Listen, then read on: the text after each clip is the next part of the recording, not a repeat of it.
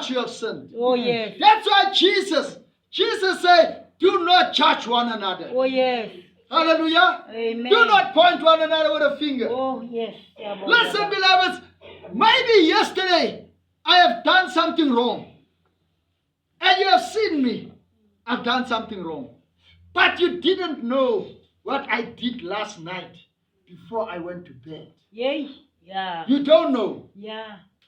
Because last night I might go to God and say, Father, I've sinned. Please forgive me. Oh, yes. Yeah. And then today, you still stand with your finger. You still stand to point. And that is what happened in life today, beloveds. Yeah. Somebody have done something wrong 10 years ago. After 20 years, we still hold grudges. And who's the judge? God is the only judge.